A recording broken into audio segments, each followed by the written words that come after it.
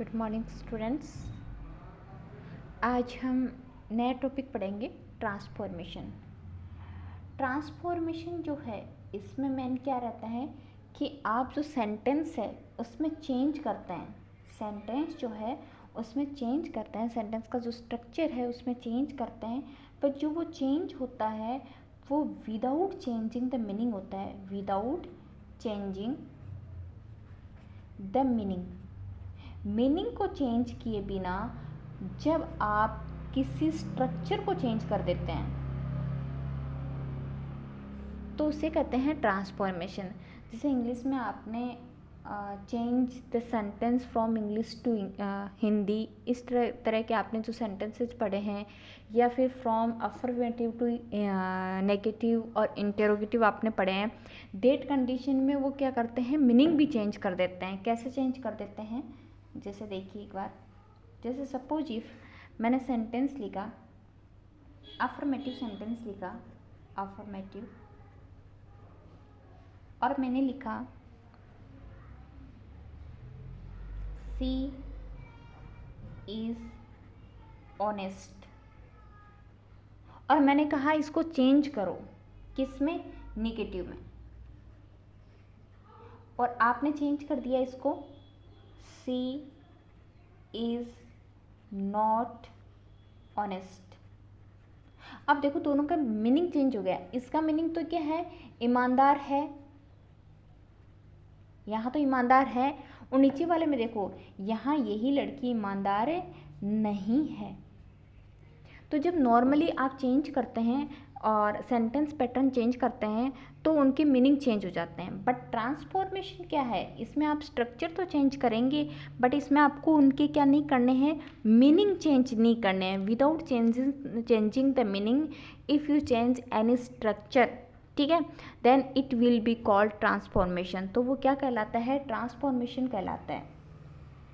अब इनको चेंज कैसे करते हैं, जैसे अपन फर्स्टली रूल्स पढ़ते हैं, फर्स्ट सेंटेंस टाइप अपन पढ़ते हैं। जैसे आप चलते हैं affirmative to negative, affirmative to negative अगर आप जा रहे हैं तो आपको कौन कौन से रूल फॉलो करने होंगे जिससे आपका स्ट्रक्चर तो चेंज हो जाए बट मीनिंग चेंज नहीं हो।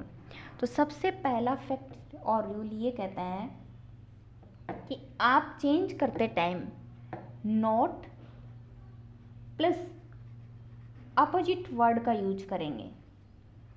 अगर मेन जो वर्ड है आपका सेंटेंस का या स्ट्रक्चर का, अफर्मेटिव का, उसमें नेगेटिव में जाते टाइम आप नोट या अपोजिट वर्ड का यूज कर लेंगे तो फिर आपका जो आप स्ट्रक्चर चेंज करेंगे या जो ट्रांसफॉर्म करेंगे उसका मीनिंग चेंज नहीं होगा और आपका स्ट्रक्चर टोटल चेंज हो जाएगा। जैसे कि एग्जांपल लेते हैं, यही एग्जांपल मैं वापस ले रही हूँ। जैसे मैंने लिखा था he is honest, he is honest, तो अभी मैंने क्या कहा, आपको नोट यूज़ करना है और ऑपोजिट वर्ड यूज करना है। तो अपन लिखते हैं ही इज़ नॉट। अब यहाँ भी लिखा था हमने नोट, लेकिन यहाँ पे ऑपोजिट वर्ड यूज़ नहीं किया था, सेम वर्ड यूज किया था। जो मैन जिस मुद्दे की अपन बात करें उसका सेम वर्ड अपन ने यूज किया था, ऑनेस्ट का ऑनेस्ट रखा था। अपने को इसका जस्ट ऑपोजिट, इसका विलोम लिखना है। तो ऑनेस्ट का जस्ट ऑपोजिट वर्ड क्या होता है, एंटोनियम क्या होता है, डिसऑनेस्ट। तो मैंने लिख दिया डिसऑनेस्ट। डिसऑनेस्ट क्या होता है, बेईमान, ठीक है। तो अब देखो इसका मीनिंग है कि वह ईमानदार है, ईमानदार, और नीचे वाले का मीनिंग क्या है, बेईमान नहीं है, बेईमान नहीं है। तो अगर बेईमान नहीं है तो सीधी सी बात है क्या है, ईमानदार है।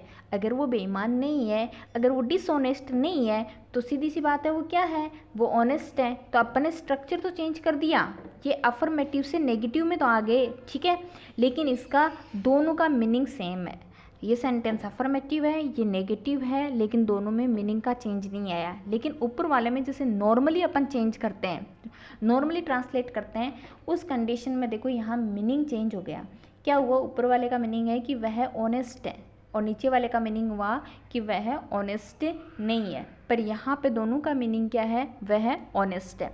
तो या तो आप इस तरीके से चेंज कर सकते हैं। इसका एक दूसरा एग्जाम्पल और ले लीजिए।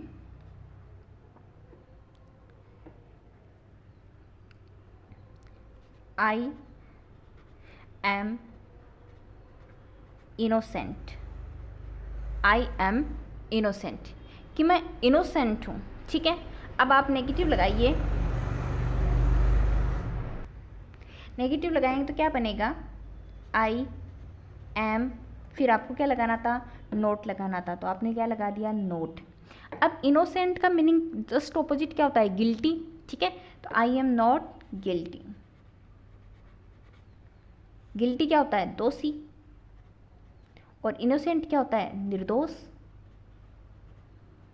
तो ऊपर वाले का मीनिंग क्या था कि मैं निर्दोष हूँ, और नीचे वाले का मैंने क्या कहा है कि मैं दोषी नहीं हूँ। तो मैं दोषी नहीं हूँ तो मैं ऑटोमेटिकली क्या हो गई, इनोसेंट हो गई। मैं क्या हो गई, इनोसेंट हो गई, मतलब निर्दोष हो गई। तो यहाँ पे सेंटेंस का स्ट्रक्चर तो आपने चेंज कर दिया, अफर्मेटिव टू नेगेटिव, लेकिन इसका हमने क्या नहीं किया है, मीनिंग चेंज नहीं किया है। तो इस टाइप से आप अफर्मेटिव टू नेगेटिव जाते हैं, तो एक रूल तो इनका ये है।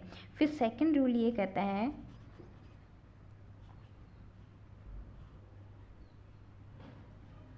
कि आप जब अफर्मेटिव टू नेगेटिव जा रहे हैं तो आप स्ट्रक्चर में helping verb plus not fail plus two plus V1 का यूज कर सकते हैं। Helping verb plus not fail plus two plus V1 का यूज कर सकते हैं। कैसे, सेंटेंस देखिए, जैसे मैंने लिखा आई सा द ताजमहल, ताजमहल। ठीक है, अब देखो ताजमहल का अपन ऑपोजिट तो बना नहीं सकते, जो मेन वर्ड है उसका ऑपोजिट तो बना नहीं सकते, तो इसके लिए अपन ये फॉर्मूला यूज़ करेंगे। ठीक है, तो हम क्या यूज़ करेंगे, जैसे आई, और ये पास सिंपल था, पास सिंपल तो V2 आता है, लेकिन अब इसे कोई नेगेटिव बनाएंगे तो अपने पास कौन सी हेल्पिंग वर्ब आ जाएगी, डिड आ जाएगी, तो मैंने लगा दिया डिड। फिर ये जो हेल्पिंग वर्ब लगाने के बाद आपको क्या यूज़ करना था, नॉट, फिर आपको क्या यूज़ करना है, फेल, फिर आपको टू यूज़ करना है, टू, फिर आपको सी, नॉट टू सी, फिर जो अदर एलिमेंट है वो आप उस सेंटेंस में ऐड कर दीजिए। तो to see the Taj Mahal, the Taj Mahal, I did not fail to see Taj Mahal. तो इसका मीनिंग क्या है कि मैंने ताजमहल देखा, और ये क्या है, मैं ताजमहल देखने में असफल नहीं रहा। असफल नहीं रहा मतलब कि मैंने ताजमहल देखा, तो दोनों का मीनिंग ही क्या है, सेम है। हालांकि ये नेगेटिव बना हुआ है और ये आपका क्या बना हुआ है, अफर्मेटिव बना हुआ है, लेकिन दोनों का क्या नहीं हुआ, मीनिंग चेंज नहीं हुआ। आगे एग्जाम्पल देखिए, नेक्स्ट देखिए, इसी का एग्जाम्पल देख लीजिए। He will help the helpless, helpless, कि जो असहाय असमर्थ लोग हैं उनकी वो क्या करेगा, सहायता करेगा। तो अपना स्ट्रक्चर क्या था, helping verb not fail plus two plus V1 use करना था। तो अपन सीधा पहले तो जो सब्जेक्ट है उसको यूज करते हैं, फिर हेल्पिंग वर्ब इसमें तो दी हुई है, वो तो पास सिंपल का था, तो पास सिंपल में अफर्मेटिव में V2 आती है, तो वो V2 थी। फिर हम नेगेटिव में जा रहे थे तो अपने डिड प्लस V1 यूज किया था। यहाँ पे सीधा मॉडल दिया हुआ है, तो ये आप विल। ठीक है, अब अपने को नोट लगाना है, हेल्पिंग वर्ब तो ये हो गई, अब अपने को नोट लगाना है, विल नोट, फिर फेल यूज़ करना था, फेल, फिर टू यूज़ करना था, टू, फिर V1 तो वर्ब की फर्स्ट फॉर्म हेल्प, और फिर जो अदर पार्ट है उसको एज इट इज़ लिख दो, हेल्प द हेल्पलेस, हेल्पलेस। ऊपर वाले का क्या है कि वह जो असहाय लोग हैं उनकी सहायता करेगा, और नीचे वाले में क्या है कि वह असहाय लोगों की सहायता करने में क्या नहीं होगा, फेल नहीं होगा, मतलब असमर्थ नहीं रहेगा या असफल नहीं होगा। तो असफल नहीं होगा तो वो सफल होगा, सफल होगा, सक्सेस मिलेगी, इट मीन्स वो सहायता करेगा। तो इसका मीनिंग क्या होगा, he will help the helpless. ठीक है, इसके अलावा नेक्स्ट रूल ये कहता है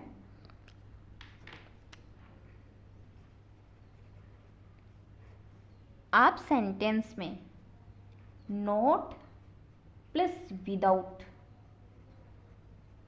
नॉट प्लस विदाउट का यूज करके भी क्या कर सकते हैं, सेंटेंस को अफर्मेटिव टू नेगेटिव ले जा सकते हैं विदाउट चेंजिंग द मीनिंग। जैसे कि मान लो मैं सेंटेंस लिखूं, he was wise, he was wise, तो आप क्या लिख सकते हैं, ही नोट लगाएंगे तो उससे पहले ये हेल्पिंग वर्ब आ गई, ही वॉज नॉट। अब आपको विदाउट, नॉट विदाउट, और जो आपका अदर जो सेंटेंस में पार्ट है वो आप लिख दो अदर विदाउट वाइज या विजडम लिख दो, ठीक है, वाइज और विजडम। तो सेंटेंस क्या है कि वह बुद्धिमान है, ठीक है, उसके पास बुद्धि थी या वो बुद्धिमान था। और यहाँ पे क्या है कि वो बिना बुद्धि के नहीं था, तो बिना बुद्धि के नहीं था, विदाउट एनी इंटेलिजेंस नहीं था, तो सीधी सी बात है ही वॉज वाइज के वह क्या था, बुद्धिमान था। तो सेंटेंस का मीनिंग सेम है बट स्ट्रक्चर चेंज हो गया। दूसरा सेंटेंस देख लीजिए, ही वॉज होपफुल, कि वह आशावादी था, ठीक है। तो अब सेंटेंस का मीनिंग देखो, चेंज करते हैं। पहले आपको नोट यूज करना, तो नोट से पहले हेल्पिंग वर्ब तक अपन चलेंगे, he was not without hope, कि वह बिना किसी आशा के नहीं था, मतलब बिना किसी आशा के नहीं था, इट मीन्स उसमें आशा थी, और आशा थी मतलब वो क्या हुआ, आशावादी, होपफुल हुआ। ये सेंटेंस ऐसे भी आ सकता है, ही वॉज विद होप, ठीक है, तो यहाँ पे नॉट विदाउट होप। नेक्स्ट एक और देख लीजिए, you have money, you have money, तो सेंटेंस कैसे बन जाएगा, यू, ये अपनी अब सीधी V1 आई हुई है तो प्रेजेंट सिंपल है, अब नेगेटिव बनाएंगे तो यहाँ पे क्या हो जाएगा, you are not without money, कि तुम पैसे के बिना नहीं हो, तो मतलब तुम्हारे पास पैसा है और तुम्हारे पास पैसा है, मीन्स अपन क्या कर सकते हैं, you have money. Next rule कहता है,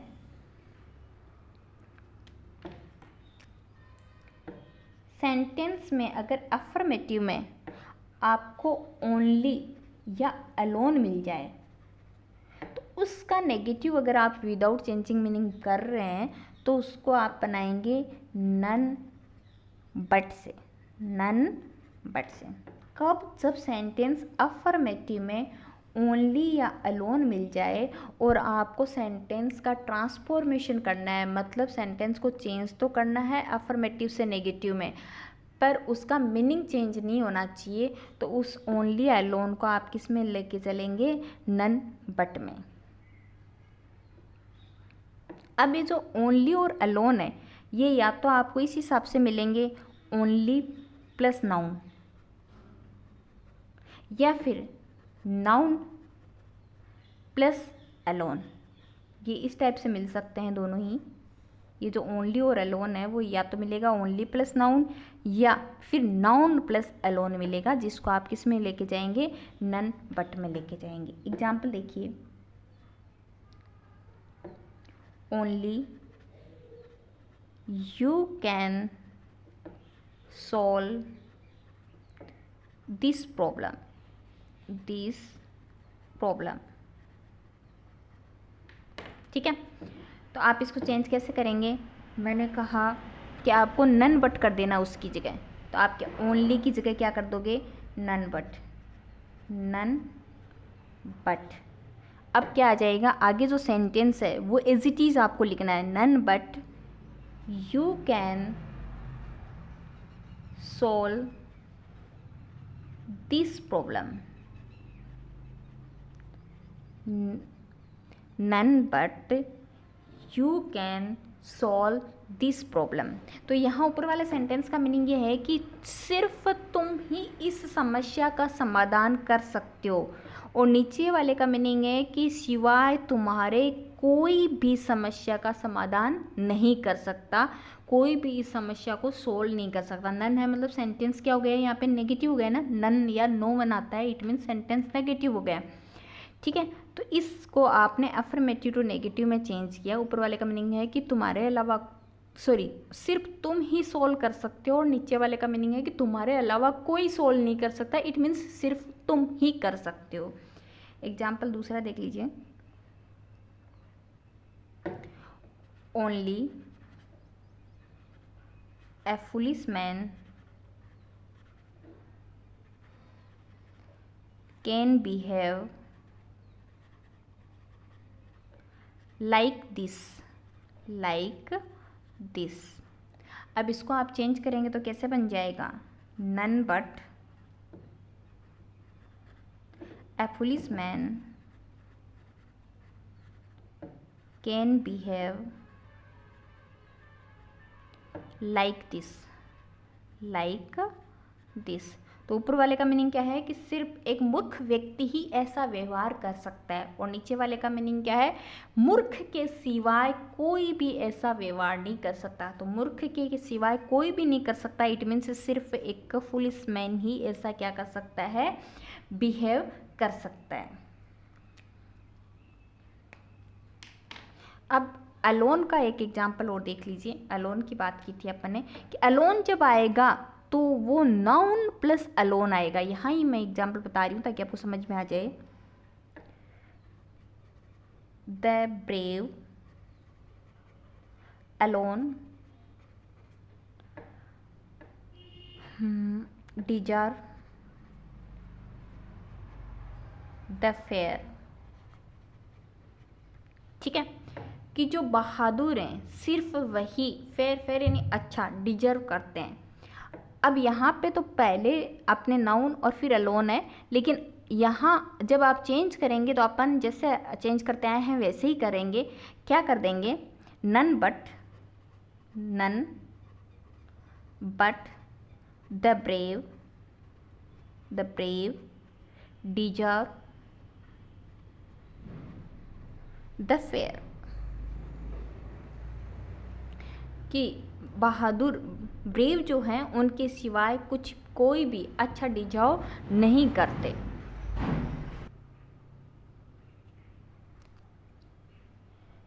नेक्स्ट रूल है, अगर सेंटेंस में आपको अफर्मेटिव में एज सून एज मिला हुआ है तो आप उसको चेंज कर देंगे नो सूनर देन में, नो सूनर देन में। ये जितने फॉर्मेट पढ़े हैं अलग अलग टाइप का स्ट्रक्चर मिलेगा, उसके अकॉर्डिंग आपको बदलने हैं। ठीक है, अब जैसे एज सून एज का आ गया तो उसका आप नन बट से यूज़ नहीं कर सकते, अब आपको नो सूनर देन का फॉर्मूला अप्लाई करना पड़ेगा। देखो अफर्मेटिव में जब एज सून एज मिलेगा आपको, अफर्मेटिव का एज सून एज मिलेगा तो उसका स्ट्रक्चर आपको कुछ इस तरह मिलेगा। सबसे पहले आपको एज सून एज मिलेगा, एज सून एज, फिर आपको सब्जेक्ट मिलेगा, फिर आपको वर्ब मिलेगी। सेंटेंस में आपको हेल्पिंग वर्ब या सीधी मैन वर्ब दोनों मिल सकती हैं। ठीक है, वर्ब मिलेगी जिसमें मैं दोनों लिख देती हूँ, helping verb plus man verb. ठीक है, और सेंटेंस में अदर एलिमेंट भी हो सकते हैं, सेंटेंस में अदर एलिमेंट हो सकते हैं। जब आप इसको चेंज करोगे तो आपको क्या करना है, जब आप नो सूनर देन में चलेंगे तो आपको इसको चेंज करते टाइम क्या करना है, सबसे पहले आप लगाएंगे नो सूनर, फिर आप लगाएंगे हेल्पिंग वर्ब, फिर आप सब्जेक्ट लगाएंगे, फिर आप मैन वर्ब लगाएंगे, फिर अदर पार्ट लगा देंगे, फिर आपको देन यूज़ करना है, फिर अगेन आपको सब्जेक्ट लगाना है, फिर आपको सेंटेंस में हेल्पिंग वर्ब और मैन वर्ब यूज करनी है। ठीक है, as soon as subject verb और अदर पार्ट मिल जाता है तो सबसे पहले नो सूनर, फिर हेल्पिंग वर्ब, फिर सब्जेक्ट, फिर मैन वर्ब, फिर आप जो सेंटेंस का अदर लिखना नहीं है, अदर पार्ट, अदर एलिमेंट जो है, यहाँ पे भी अदर पार्ट है, अदर वर्ड नहीं लिख देना वहाँ पे, फिर देन, फिर सब्जेक्ट, हेल्पिंग वर्ब और मैन वर्ब। एग्जाम्पल देखते हैं कैसे।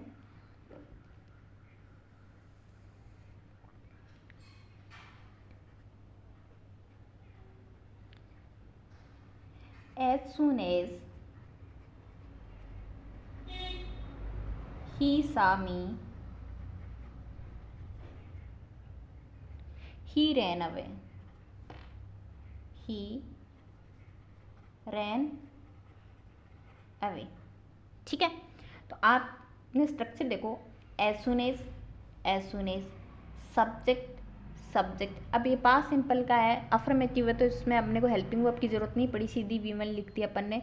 ये रहा वर्ब, और फिर आपको सेंटेंस में क्या मिल गया, जो अदर पार्ट है सेंटेंस का वो मिल गया। ठीक है, तो आप इसको चेंज करेंगे तो कैसे करेंगे, नो सूनर, फिर आपको हेल्पिंग वर्ब लगानी। अब हेल्पिंग वर्ब ये पास्ट सिंपल है, तो पास्ट सिंपल में हेल्पिंग वर्ब कौन सी लगती है, डिड, तो यहाँ पे क्या लग जाएगा, डिड, फिर ही। अब डिड आ गई तो यहाँ पे वर्ब की फर्स्ट फॉर्म आएगी, तो यहाँ पे मेन वर्ब की जगह आप क्या लगा देंगे, सी। ठीक है, फिर यहाँ तक कर दिया। अब सेंटेंस का जो अदर पार्ट है इस क्लोज का, वो आप लिखेंगे सी मी, ही सी मी, देन फिर ये रहा सब्जेक्ट, ही रैन अवे। ठीक है, अगर फिर भी कन्फ्यूजन है तो आपको मैं थोड़ा सा और क्लियर करना चाहूँगी। यहाँ पे जो मैंने यहाँ पे फॉर्मेट लिखा है, आप इस फॉर्मेट को ऐसे याद रख लो, as soon as subject main verb other, इसमें दो क्लोज मिलेंगे, ये तो यहाँ तक हो गया। और जो आगे का पार्ट है, अदर जो पार्ट मिलेगा, जैसे ये, या आप एज इट इज लिख दो। ठीक है, या आप क्या लिखोगे, एज इट इज, जैसे मैंने यहाँ पे लिखा आगे का पार्ट, देन के बाद एज इट इज आपको लिख देना है। एग्जाम्पल देखिए दूसरा, as soon as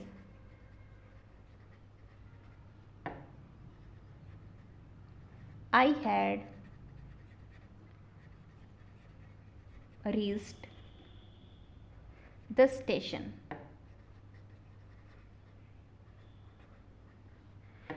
the train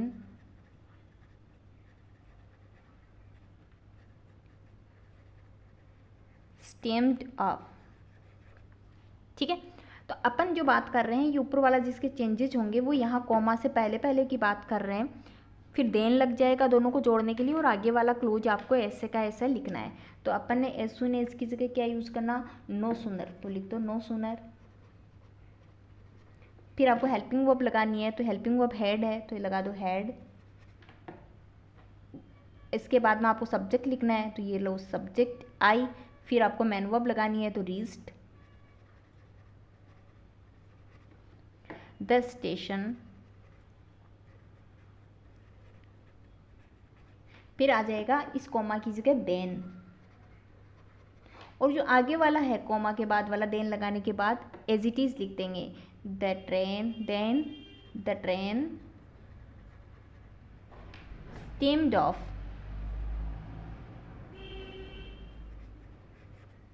okay, आगे का जो भी है कोमा के बाद वाला, वो आपको क्या लिखना है, एज इट इज, जैसा है वैसा का वैसा लिखना है, आपको उसमें कोई चेंज नहीं करना है। ओके, इसी के अफर्मेटिव टू नेगेटिव के कुछ रूल हैं, जो डिग्री के रूल हैं, ये हम नेक्स्ट क्लास में करेंगे।